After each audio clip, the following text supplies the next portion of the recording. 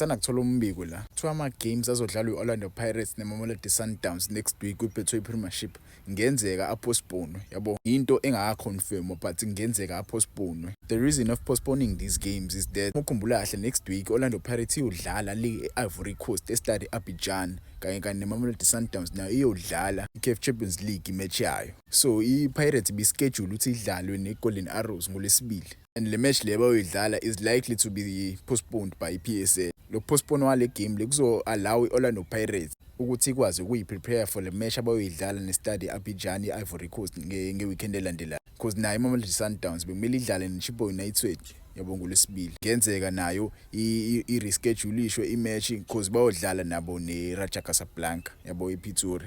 Lento le yenziwe i-PSL yabo because kunama-team out adlala ku-Champions League kule season le yabo njengoba kunama-team out adlala ku-Champions League kumele kwenziwe sure ukuthi ama-team yabo ayithola isikhathi sokuthi adlale kahle ku-Champions League ama-games angaclash because if the games are clashing ama-team lawa mezodlala ama-games amaningi esontweni eli-1 ngenzeka asheshe aphume kwi-Champions League because bazoba ne-fatigue abadlali yabo. Amanye amagame areschedulishwa igame ye-Marumo Gallants versus Orlando Pirates ebekumele idlalwe ngomhla 3 December ngolwesibili yabo imuviwe leyo match le akakasho ukuthi izodlalwa nini yabo. Enye yama-match emuviwe ile game le ye-Mamelodi Sundowns versus AmaZulu nayo imuviwe because bekumele adlale because bekumele badlale lapha eKings Wellington kulwesibili yabo ipostponiwe nayo leyo match le because iSundowns ihambile yale eMorocco yabo iyodlala nayo. So ngangitshela ama-comments nizizwa kanjani ngokuthi ama-matches apostpone yabo ama-team athola i-free time yokuthi yabo bathi ukuyivocavoca bathi uku-analyze ama-match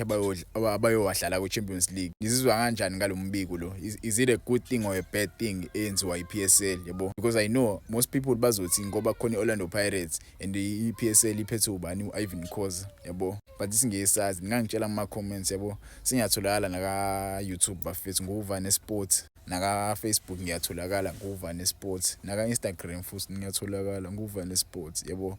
Ngiyabonga ngesupport eningi niyayo yona bafethu. Ngangitshela nje nizizwa kanjani ngalo mbiko lo nginikeza wona right now.